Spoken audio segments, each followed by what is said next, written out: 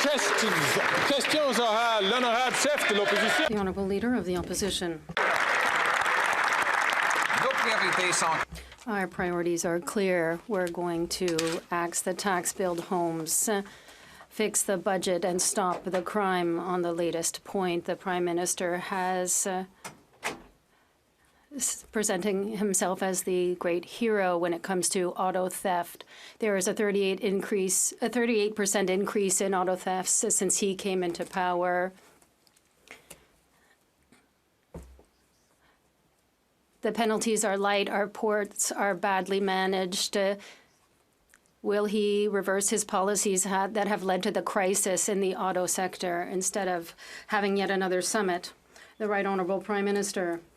Mr. Speaker, the former Conservative government cut programs to protect civilians, be it auto theft and cutting ports. We are investing to ensure that we can be there to keep Canadians safe and protect Canadians from being victims of crime. We will continue our work and our investments. We will work with partners, and we will take action. The Conservative leader is putting forth slogans and easy solutions that aren't real solutions.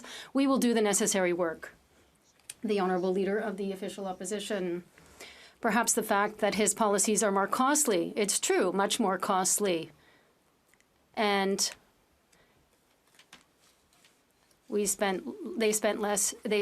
there was less spent for fewer thefts. 2/3 less thefts in Toronto in 2015 when he took power. He's letting car thieves off lightly, and he's not managing federal ports properly. Will he reverse the policies that have led to this crisis? The Right Honourable Prime Minister. Everything is being done to fight auto theft. There is a national summit on combating car theft, which is bringing together the various leaders from the different sectors and jurisdictions to address the problem. We are already getting results. Our border services officers have already stopped the theft of 1,600 cars in 2023. We will continue to do the work while the Conservatives are making political attacks. The Opposition. Mr. Speaker, our priorities are clear. We're going to axe the tax, build the homes, fix the budget, and stop the crime. Stop the auto theft that has run rampant under this Prime Minister. He's now throwing a cape over his back, claiming that he's the hero on auto theft, but it's actually tripled in Toronto, and it's up by 100% in Montreal after he brought in catch and release and house arrest for car thieves, and after his incompetence allowed our ports to spin out of control and our cars to be exported to overseas crime and terror networks. Why doesn't he reverse his policies instead of another meeting? The Right Honourable Prime Minister. Mr. Speaker, this is a serious situation. Canadians are concerned about this. And the Conservative leader just chooses to whip out his empty slogans and continue to blame everyone while we're getting to work. We're pulling together stakeholders and leaders from across the government from across governments to look at what more we can do. We've seen successes. CBSA agents have intercepted over 1,600 stolen cars last year in 2023, but there's more to do. We're going to continue to make the steady work and investments necessary to keep Canadians safe and to keep crime down. The Honourable Leader of the Opposition. To keep crime down. Crime is way up. Violent crime is up 40% under this Prime Minister. And today he had his ministers hold a big press conference as their solution. And in it, they put out a press release that said, and I quote, "In 2022, approximately 9,600 vehicles were stolen in the Toronto area alone, representing a 300% increase since 2015. End quote. Wow. What happened in 2015? I know, he happened, Mr. Speaker. How can we make him unhappen and stop the crime?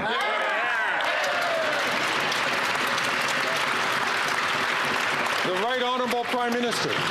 Speaker, in 2015, Stephen Harper presented a budget that had slashed funds for policing, slashed funds for CBSA officers, slashed funding for Veterans Affairs Services, and we were there to clean up the mess, to cut taxes for the wealthiest 1%, lower them for the middle class, to support families, to start moving forward on gun control in real ways while the Conservatives cozy up to the American gun lobbies. We've continued to step up and keep Canadians safe. Let them bring assault weapons back to our streets. We'll keep Canadians safe.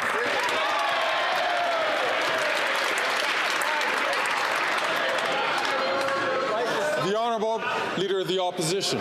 Wow, is he ever losing control of himself? Oh my goodness. Screaming and hollering like that. Mr. Speaker, it's his press release that says that in Toronto, auto thefts are up 300% since he took office. His solution is to hold a summit. He held a summit on food prices. Food prices went up. He held a summit on housing. Housing costs doubled. How much is crime going to rise after all the bigwigs go to his summit? The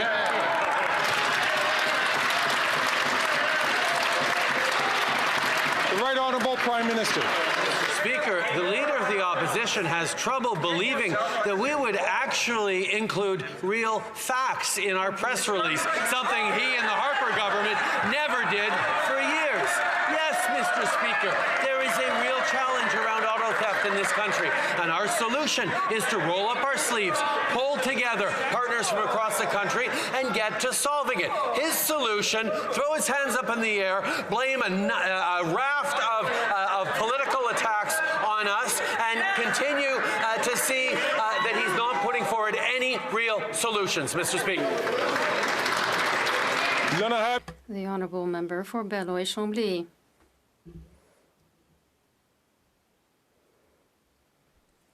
Order, please.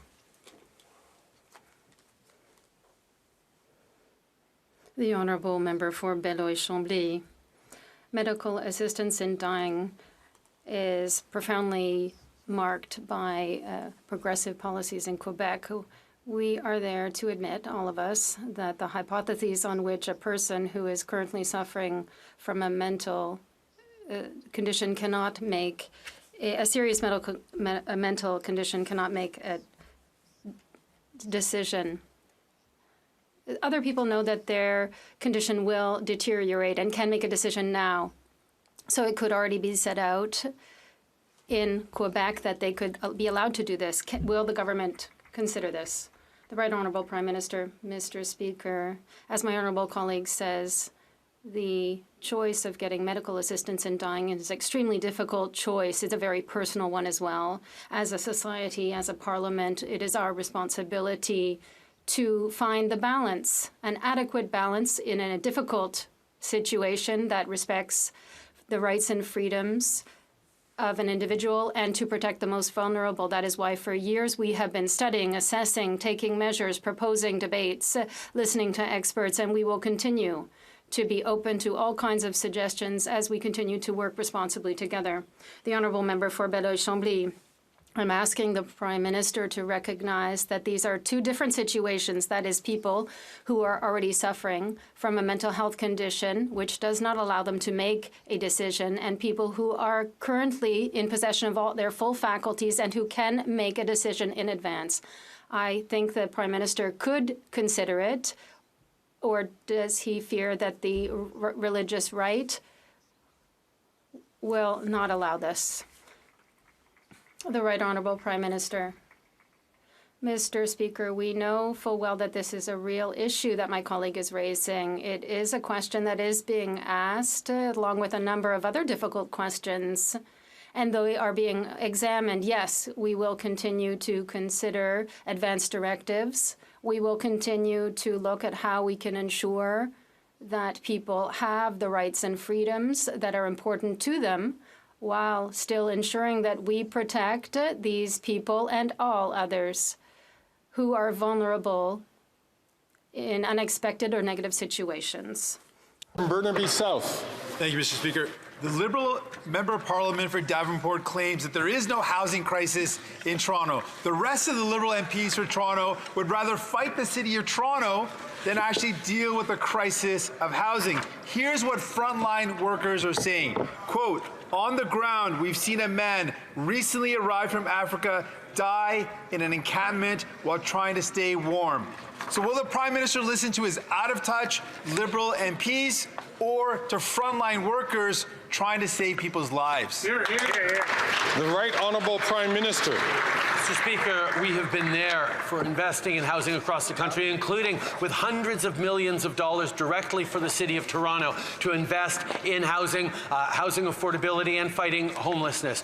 We know there is lots to do, and we're going to keep doing it, whether it's signing housing accelerator agreements across the country, whether it's introducing a suite of new measures to unlock the construction of 600,000 new apartments, whether it's cracking down on short-term rentals to unlock even more apartments, or introducing a mortgage charter to protect homeowners from the stress of elevated interest rates. We are taking...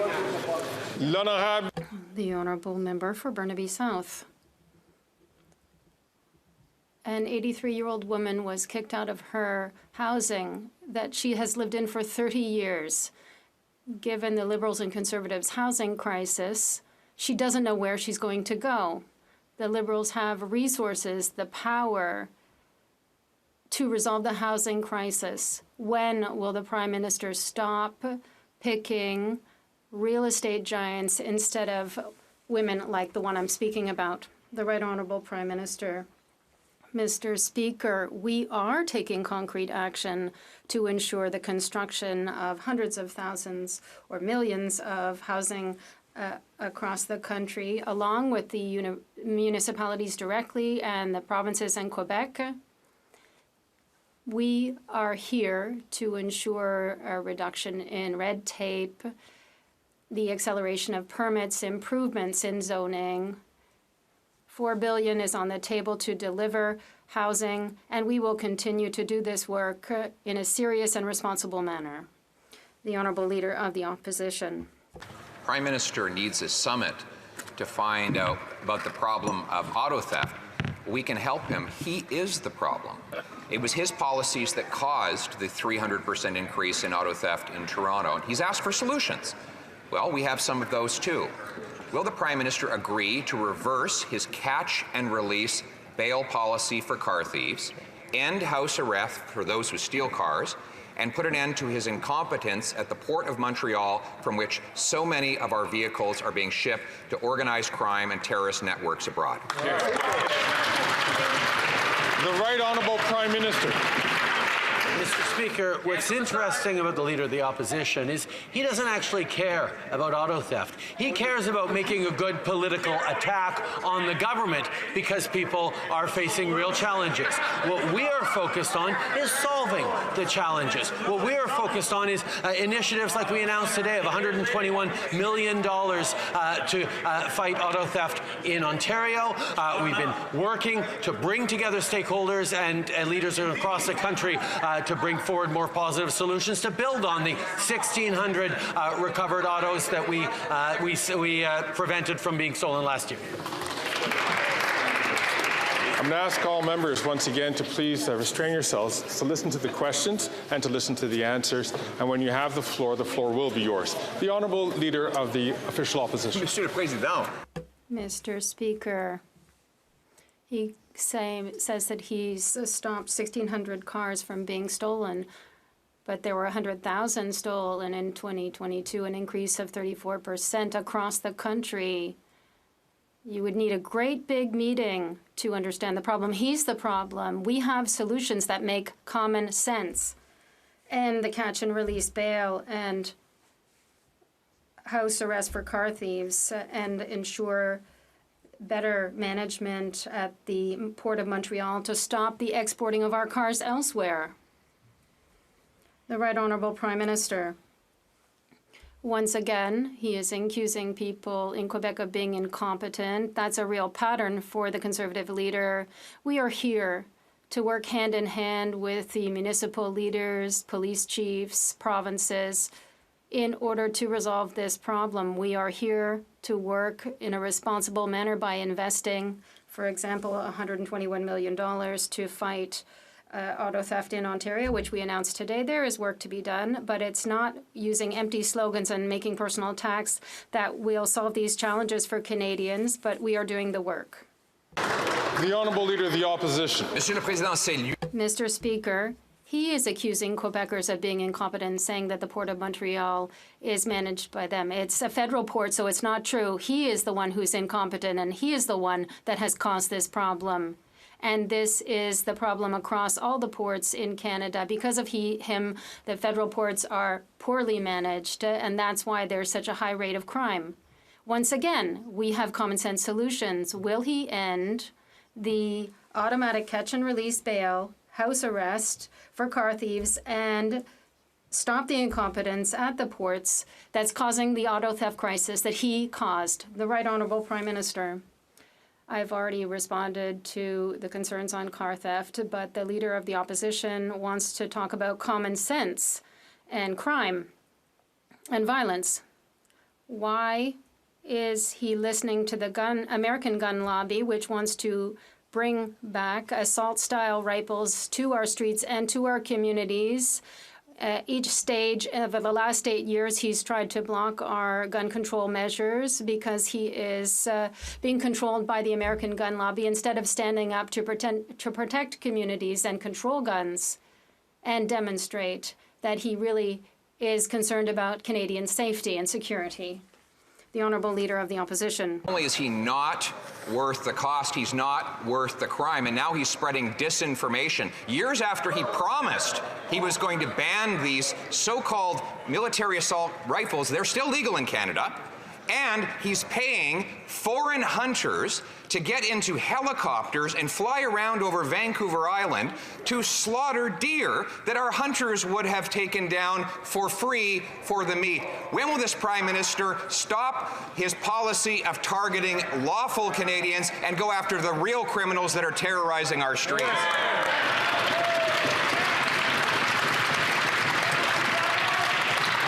The Right Honourable Prime Minister. The contortions the Leader of the Official Opposition goes through to try and talk about gun control are quite impressive, Mr. Speaker, but Canadians will not be fooled by him.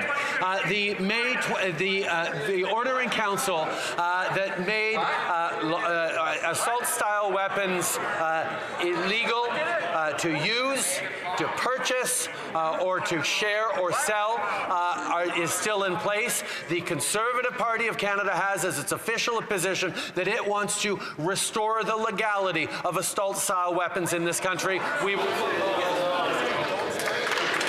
The Honourable Leader of the Opposition. Mr. Speaker, he stumbles and bumbles when he does not know what he's talking about, and he does not know what he's talking about because he does not care what he's talking about.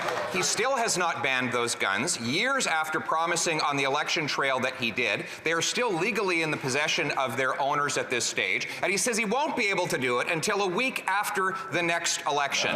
Meanwhile, he tried to publish 300 pages of hunting rifles that he wanted to ban, blaming First Nations hunters for crime in downtown Toronto. Why does he want to protect turkeys from hunters instead of Canadians from criminals?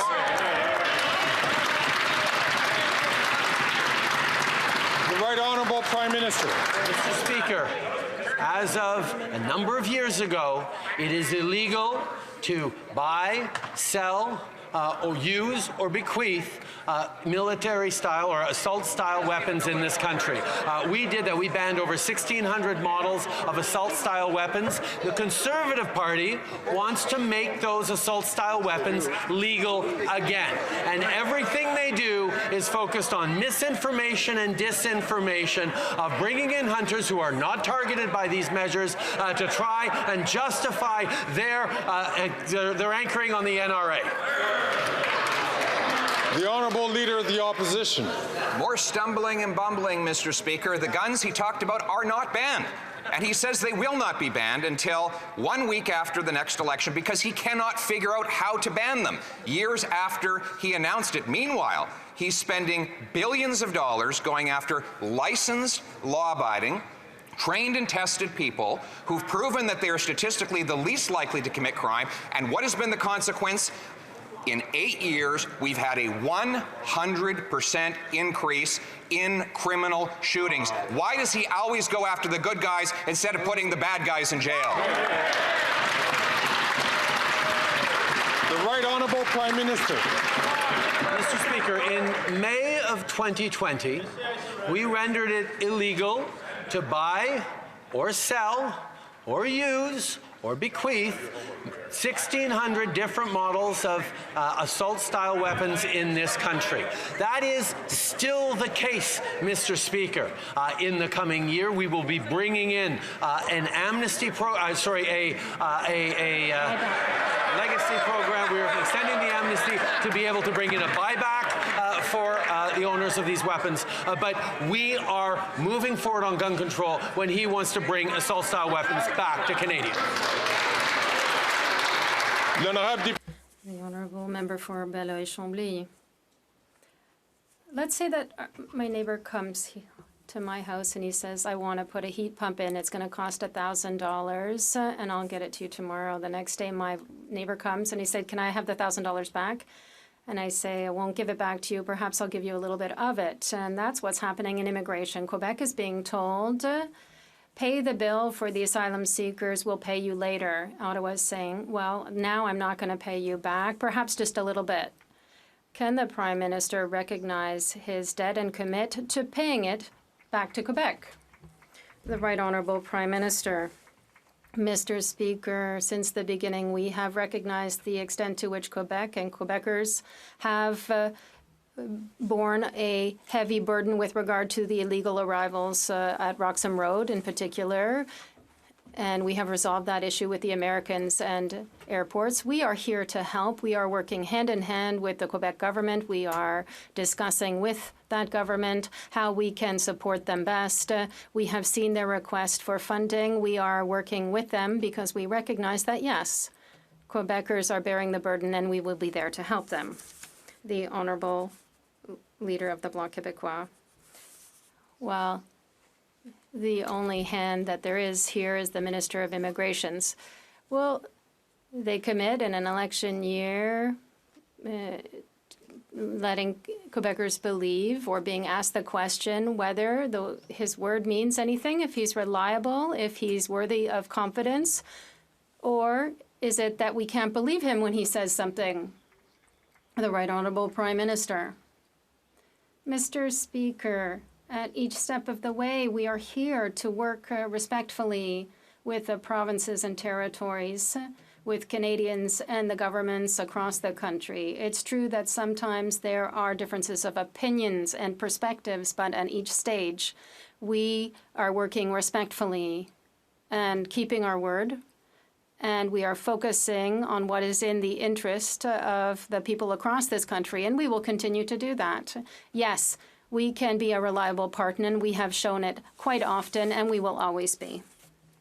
The Honourable Leader of the Official Opposition. Prime Minister has hit Canadian farmers with a carbon tax that drives up food prices at the grocery store, food prices that are rising again only months after he promised they would come down.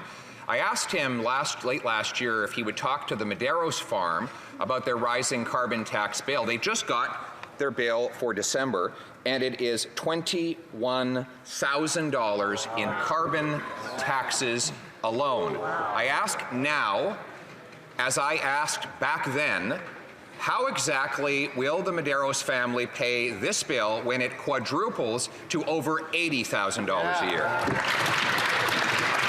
The Right Honourable Prime Minister. It's interesting that the Conservative leader is asking the government to help out the Medeiros family farm now, because back in 2014, when the Medeiros fan came to him in government, asked him for some support as they were trying to make investments, trying to continue to move forward, he told them that they needed to stand on their own 2 feet. That's what he told that farm. Mr. Speaker, we are there to support farmers right across the country with $1.5 billion over the past few years in investments, in supports. We're going to continue to be there for farmers as they fight climate change. The Honourable Leader of the Opposition. Actually, when the Medeiros family asked for me for help, I went to Enbridge and helped them get lower-cost natural gas to power their operation, Mr. Speaker. That's the real story. So instead of reading the disinformation from the kids in short pants over in PMO, why doesn't he deal with the thing that's really hurting that family right now? A $21,000 monthly carbon tax bill that is passed on to the trucker who ships the food and the grocer who sells the food. So once again, how much will Canadians have to pay in higher food prices when he quadruples the carbon tax?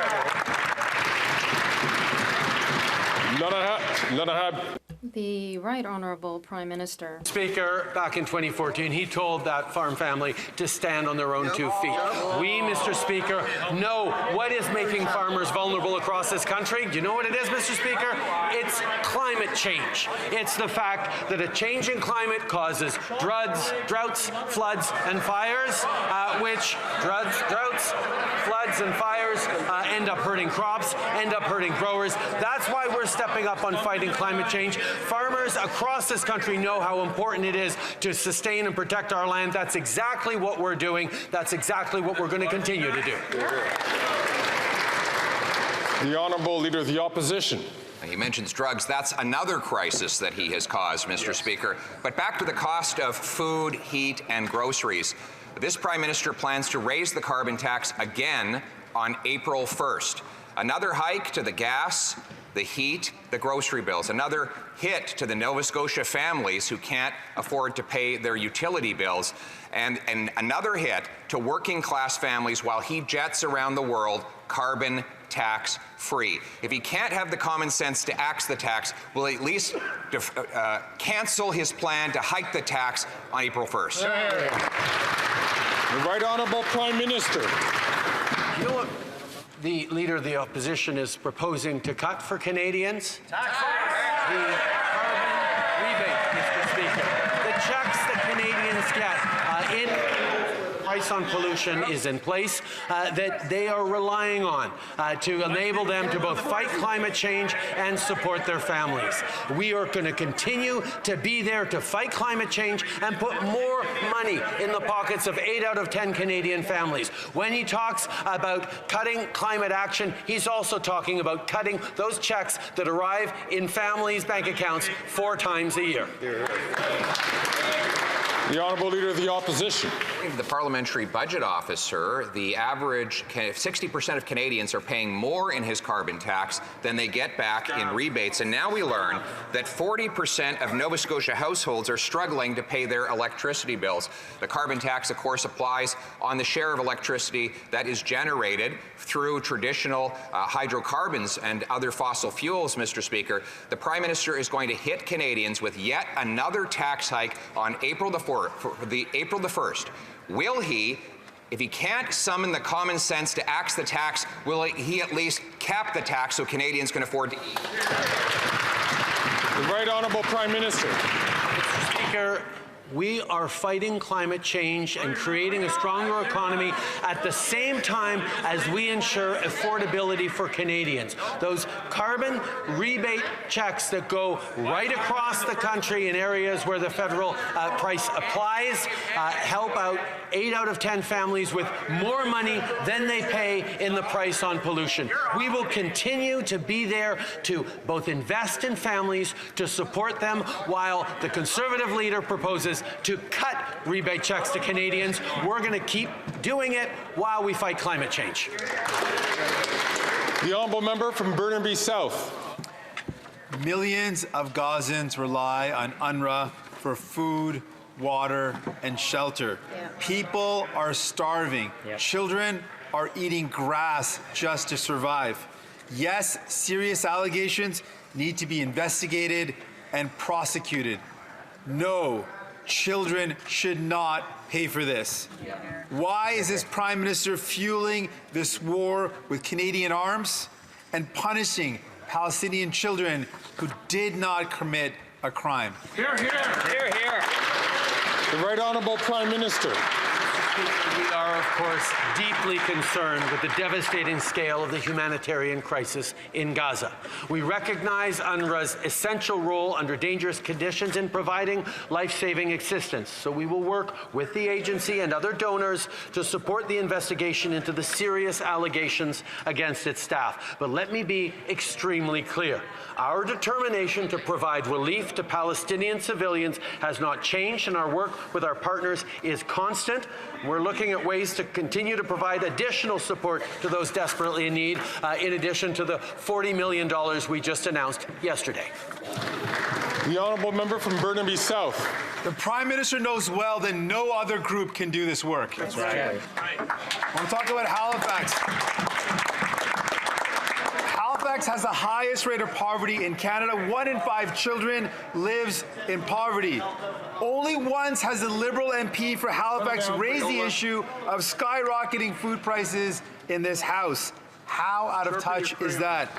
That's the problem with the Liberals. They pretend that everything is fine if everything's fine with their rich CEO friends. So when will the Prime Minister stop working for Galen Weston and start working for Haligonians? The Right Honourable Prime Minister. Mr. Speaker, we are working closely with the Competition Bureau. We're making sure we're passing legislation that strengthens its ability to go after the large grocery chains in this country that are making record profits while Canadians are struggling with food prices. We will work with communities. We will work with individuals. We will work with the Competition Bureau to ensure that that actually happens. We're continuing to be there for Canadians with initiatives like dental care, like increasing the Canada Child Benefit, like cutting child care costs in half across the country. We will continue to be there for people in Halifax and Brighton. The honourable member from Etobicoke Centre. Mr. Speaker, my question is to the Prime Minister on our support for Ukraine. Ensuring Ukraine's victory is vital to Canada's security. Ukraine must win. Otherwise, Europe, the U.S., and Canada will be next in defending ourselves against Russia's aggression. So every Ukrainian fighting today is one less Canadian who will have to fight in the future. Every dollar we spend today is millions of dollars less that we will have to spend in the future. We understand this, but Conservatives continue to vote against support for Ukraine, against support for Canada's national security.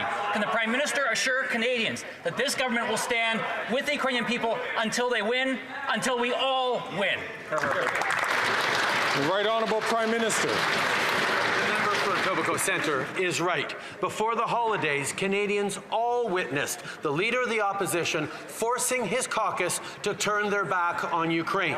They turned their backs on fundamental Canadian principles and bowed down to the pro-Russian narrative. I know the Leader won't change his mind, but Ukrainian Canadians across the prairies are hoping that at least some brave Conservative MPs will do the right thing and vote their conscience and their principles. Let everyone in this House who stands with Ukraine stand up and be counted.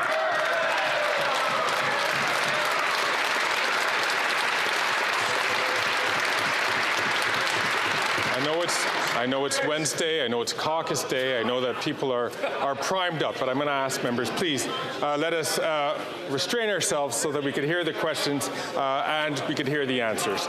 The Honourable Leader of the Opposition. Mr. Speaker, what this Prime Minister has is a pro-Russia energy policy that forces the Europeans to buy their energy from Russia by denying Canadians the ability to sell our own. He prefers military equipment for Putin instead of paychecks for Canadians. He does want to export detonators and turbines to Putin so he can pump his gas and power his landmines. Why doesn't he stop using Ukraine as a political tool and actually do something to stand up and help win the war?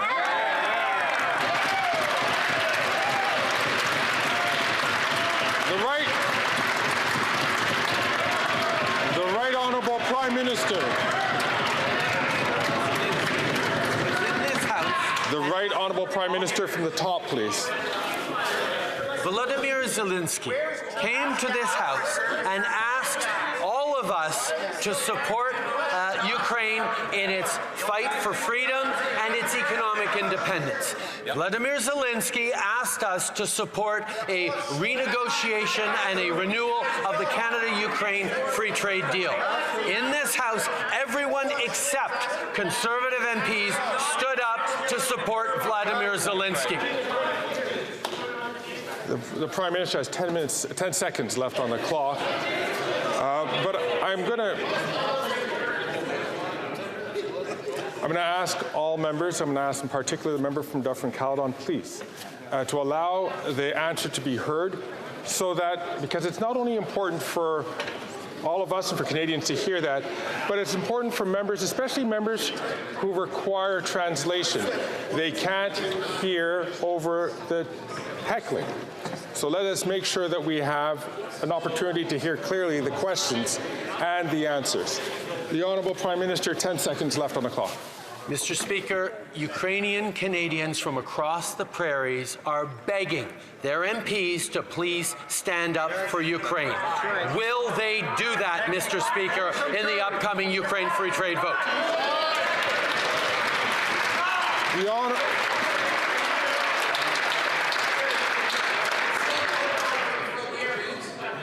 The Honourable Leader of the Opposition. Mr. Speaker, on this, like everything else, he is a fake and he is a phony. Let's go for the facts. Fake and he's a phony.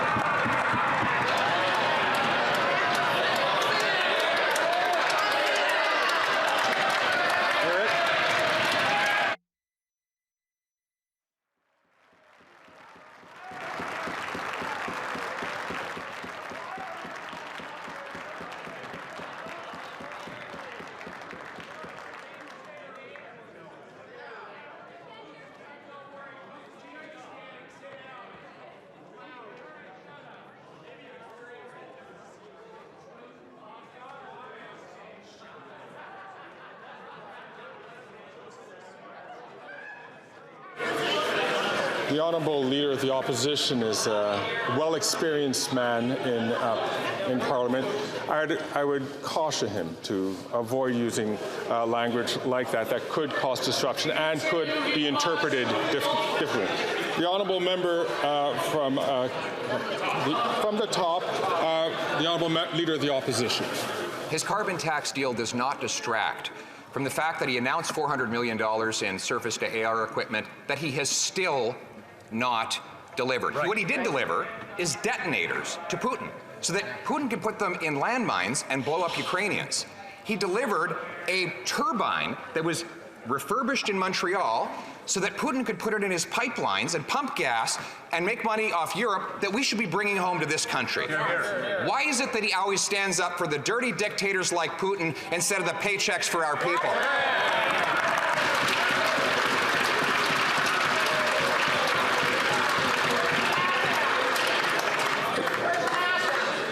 Once again, I would caution all members to be very careful about how they impugn motivations to other members, specifically to specific members.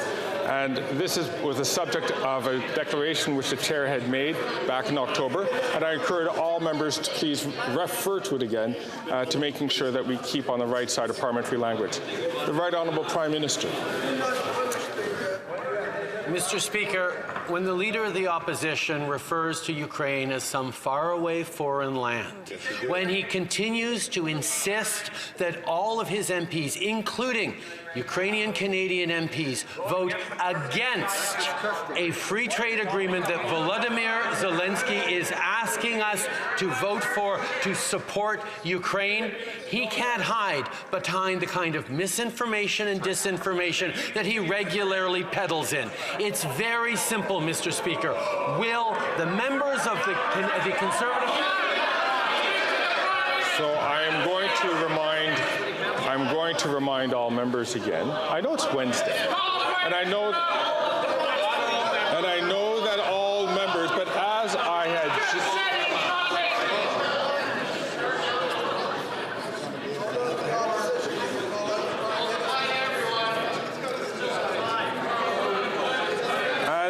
to the same degree that I just made a statement to to a member in this House, I will make it again. Please be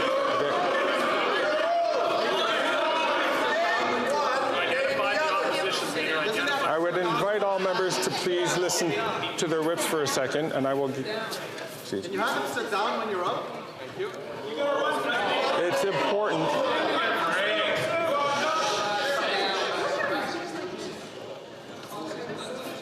I invite all members, please, to be very careful about impugning motivations or associating members with governments that we do find in this House to be disreputable, if not odious. So I'm just looking for all of us to make sure that we stay on the right, that we all wait and do our turn. And I will ask the honourable member from South Shore St. Margaret's to please come and speak to me at the chair, and we'll have an opportunity to discuss this.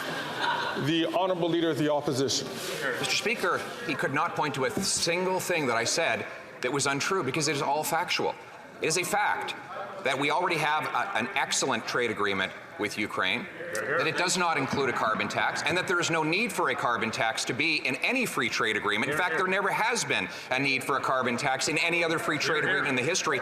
But while he remembered a carbon tax, he forgot to include in the deal a ban on him sending detonators and turbines over to Putin.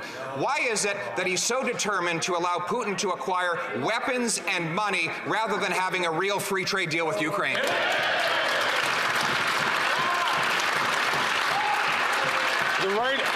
The right honourable Prime Minister. Mr. Speaker, the leader of the official opposition has an opportunity to correct the record from him having called Ukraine a faraway foreign land by allowing his Ukrainian Canadian MPs, at a very least, to vote in favor of the renewal of the Canada-Ukraine Free Trade Agreement coming up for a vote in the coming days. It is an opportunity for those who choose to stand with Ukraine to stand with Ukraine in this House and be counted. Why is he muzzling his Ukrainian Canadian MPs? The honourable leader of the opposition. Mr. Speaker, we are 100% united in our support of Ukraine and in our opposition to the carbon tax. 100% united. This is what he does. He divides. He wants to distract from the fact that he doubled housing costs, caused 30 homeless encampments in Halifax, caused shootings to go up by 100%, drug overdoses up by 300%. It is no wonder that he would want to use fear and falsehoods to distract from his many failures, and that is exactly what he is doing. Why won't he finally unite this country instead of trying to divide and conquer?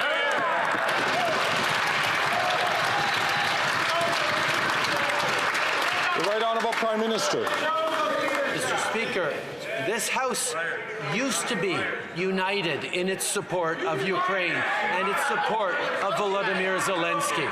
And yet now we see. I'm going to please ask the Prime Minister to start up again. I'm going to ask all members, please, to listen to the response without interruption so that we can have an orderly House. Prime Minister from the top. Mr. Speaker, this House used to be united in its unequivocal support for Ukraine, and then the leader of the opposition disparagingly referred to Ukraine as a faraway foreign land, something for which he has not yet apologized, and has demanded that all his MPs, including Prairie MPs who have strong Ukrainian Canadian populations, vote against a free trade deal that Volodymyr Zelensky has deliberately and directly asked Canadians to support. When will he stand up for Ukraine? The honourable member for Drummond. Let's go back, if you will, to the committee appearance of CBC Radio Canada's CEO, Catherine Tait. Sorry, I'm just going to ask the honourable member to start again because his microphone was not loud enough for the speaker to hear them or hear their question. So the honourable member for Drummond. Let's go back, if you will, to the committee appearance of Catherine Tait, CEO, CBC Radio Canada's CEO yesterday. Nothing in her testimony yesterday reassured anyone of her vision for French language, news and culture. She's maintaining the 600 job cuts, which are disproportionately detrimental to the French-speaking community. And yet, this morning in a press scrum, the government opened the door to additional financial support for Radio Canada. Will the Prime Minister commit to making any additional assistance to Radio Canada hinge on cancelling the job cuts. The Right Honourable Prime Minister. Mr. Speaker, at a time of misinformation and disinformation and the transformation of our media and digital era, we need CBC Radio Canada to be strong, to protect our culture, to protect our democracy, and to tell our stories from one end of the country to another. We'll always be here to defend CBC Radio Canada, and we are going to seek to make necessary investments so this can continue to fulfill their mandate to inform and to strengthen democracy here in Canada. The Honourable Member for Drummond. Perfect. The Bloc will support the Prime Minister if he offers assistance to Radio Canada, but which must be conditional on keeping jobs. But Radio Canada is the only one crying foul. All electronic news media are demanding the same support like our newspapers. We've seen huge job cuts at Bell and TVA. Weekly publications are losing their distribution channels, not to mention the news blackout at Meta. Will the Prime Minister give all news media the same consideration he's given to CBC Radio Canada? The Right Honourable Prime Minister. Mr. Speaker, supporting journalists and local media is very important for this government, particularly at this time that is challenging. This is why we put forth C-18, which will help our journalists at all levels to continue operating. We'll be here to support free and independent press that is professional. We know there's a lot of work to be done still at this time of uncertainty, and we will be here to work with all parties who want to protect journalism, unlike the Conservatives. The Honourable Leader of the Opposition. Years, this Prime Minister is not worth the cost of housing, which has doubled since he promised to lower it. But there is good news. Rent is down for the 8th consecutive month in the United States. Right. Meanwhile, it has more than doubled under this Prime Minister. It's up 9% in the last year alone. Can the Prime Minister explain why is rent going down in the States while it skyrockets under his leadership here at home? The Right Honourable Prime Minister. I'd like to give the Leader of the Opposition another opportunity to apologize for referring to Ukraine as disparagingly as a faraway foreign land. The Honourable Leader of the Opposition. Speaker, the question was about rent in Canada. Rent prices have doubled after 8 years of this Prime Minister. They have tripled in his home city of Montreal. And now, according to the Home Builders of Canada, they expect that construction numbers will actually plummet this year relative to the prior years. They say that this will lead to higher prices, and they say we require, quote, policy changes to reverse it. Will the Prime Minister finally accept a common sense plan to build the homes so Canadians can afford the rent? The Right Honourable Prime Minister. Mr. Speaker, once again, I didn't hear an apology to Ukrainians. I encourage him to do that. People are waiting for it. At the same time, Mr. Speaker, I can remind this House that we have signed dozens of Housing Accelerator Fund agreements across the country that are leading to the construction of hundreds of thousands of new homes in the coming years. We've eliminated GST off of purpose-built rental apartments. We're moving forward on an interest-free savings account for first-time homebuyers. But again, I encourage the Leader of the Opposition to apologize for referring to Ukraine as some faraway foreign land. The Honourable Leader of the Opposition. Mr. Speaker, it just proves that what I said earlier. He's not interested in Ukraine. When I asked about rental prices, he started spreading disinformation about Ukraine. He couldn't care less about the war effort over there. He only cares about distracting from his failures at home. L'un de ses échecs. One of his failures is the tripling of rents in Montreal. And the Builders Association has said that this year will be one of the worst. Why, Mr. Speaker, are rents plummeting in the U.S. when they're skyrocketing here in Canada? Le Très Honourable. The Right Honourable Prime Minister. This House for well over 150 years has been here to recognize the debates and follow what people have been doing. And if he is suggesting that Hansard, the official record of this House in which he said Ukraine is a faraway foreign land, is somehow misinformation or disinformation, well, he should come right out and say so. In terms of housing, we continue to invest across the country, including in Quebec. Quebec is doubling the $900 million we put forth for housing to help housing creation. The honourable member for Alfred Pallon. Mr. Speaker, affordability is a major concern for all Canadians. To support them and ensure that help is available, the Minister of Finance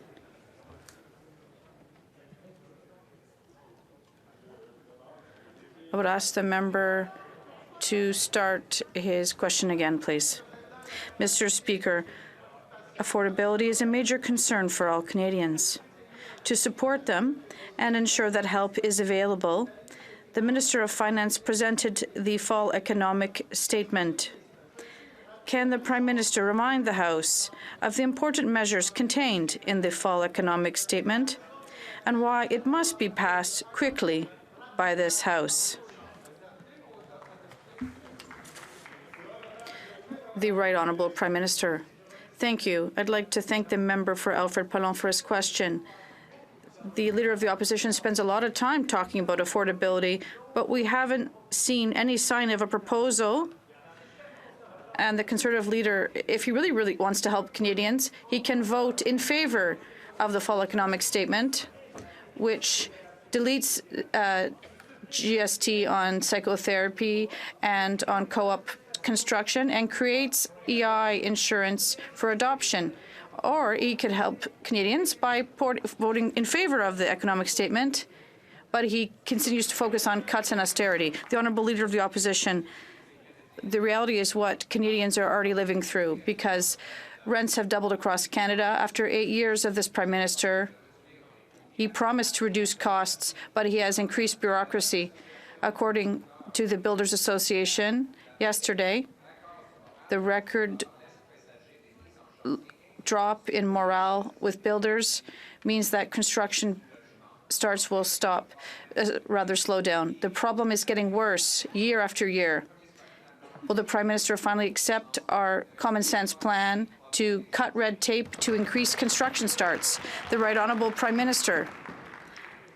Mr. Speaker, the Conservatives' plan is eliminating dental care for Canadians. Dental care that has already helped 400,000 children, and now 400,000 seniors are also signed up for this. They campaigned against daycare to cut the costs in half. They are voting against our measures to help Canadians concretely. He's offering cuts and austerity, but he won't offer solutions. The Honourable Leader of the Opposition. Rent, and instead he turned and made false attacks against me. Apparently I'm living rent-free in his head. Here's the reality. Rent is going down in the States while it's coming up in Canada. Housing costs have risen 40% faster than the incomes of Canadians, the worst record in the G7, and the second worst in the OECD. If the Prime Minister's plan were really working, why is it that housing costs have doubled and our housing is becoming less affordable than almost any developed country in the world? The Right Honourable Prime Minister. Mr. Speaker, I'm going to leave aside the question of where exactly he's living rent-free and focus on the supports we're giving to Canadians. We are continuing to invest in meaningful ways in partnership with municipalities, with unions and building trades, with provinces across the country to solve this housing crisis that Canadians are feeling so acutely. Whether it's cutting the GST from purpose-built rental, whether it's moving forward with a tax-free savings account for first-time homebuyers, whether it's putting $4 billion in the pockets of municipalities across the country to increase density, to cut red tape, we are taking action on housing. The Honourable Leader of the Opposition. Oui, il prend beaucoup d'actions pour... Yes, he does a lot to increase housing costs. Rents have doubled, mortgage has doubled. According to the news, the rental market says that rents continue to skyrocket in Quebec. At the same time, that construction starts are dropping considerably. Can the PM finally stop building bureaucracy so we can finally start building homes? The Right Honourable Prime Minister. The housing plan from the Conservative leader is mostly treating Quebec officials like they're incompetent. We are working with Quebec officials, with the provinces and the municipalities to invest. And I'd like to underscore that the $900,000 we put forward to accelerate housing construction in Quebec was doubled by the Quebec government to ensure that municipalities can do even more to tackle this housing crisis. That's a concrete plan, not these insults. The Honourable Member for Halifax West. Yesterday, the MP for Dufferin-Caledon applauded the Housing Minister for moving quickly on his file. And I quote, he said, new programs, new initiatives, and new plans, despite the fact that his own leader has obstructed every measure we've brought forward to support Canadians. Can the Prime Minister stand in support of the MP for Dufferin-Caledon and update Canadians on what new housing programs, initiatives, and plans this government has announced this week? Right Honourable Prime Minister. Speaker, thanks in part to the advocacy from the member for Halifax West, we announced a housing accelerator agreement of nearly $80 million in Halifax to unlock 9,000 new homes. While the leader of the opposition is picking fights with municipalities, we're working directly with them to reduce red tape and revolutionize the way homes get built in cities across the country. On this side, we're bringing forward real solutions to address housing affordability, while he spends his time attacking and insulting.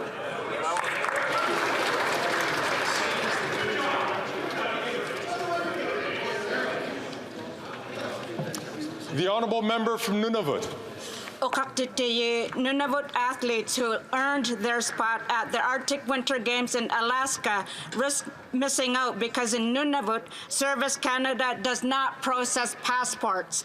My office was helping until this government put even up more barriers. Families are now forced to pay thousands of dollars to fly down south to get their passports expedited or not compete at all. Can the minister ensure Nunavut has access to the same services as the rest of Canada? The Right Honourable Prime Minister. Goyanamik for the question. I know it's an important one for families across Nunavut, and that's why we're committed to working to resolve this issue. I was just up in Nunavut for a historic announcement around devolution a few weeks ago, working directly with the Premier to demonstrate how we build a stronger future together. This is an issue that I know the Minister is engaged with. We will look for solutions. We want to make sure that our young Nunavut athletes show what they're capable of at the Arctic Winter Games. Go Canada, go. Go Nunavut, go.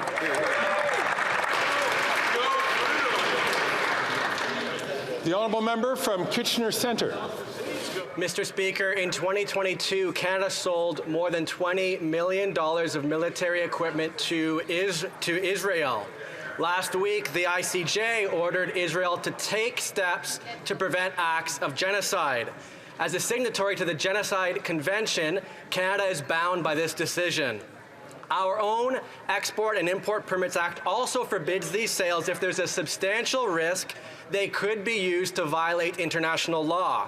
Given Canada supports the ICJ, will this government put in place an embargo on military exports to Israel? The Right Honourable Prime Minister. Mr. Speaker, Canada has one of the strongest export control regimes in the world that puts human rights and protection of human rights at the center of all our decision making. It has always been the case, and we have been consistent in making sure that we are responsible in the way we do that. We will continue to be so. And this brings to an end question period.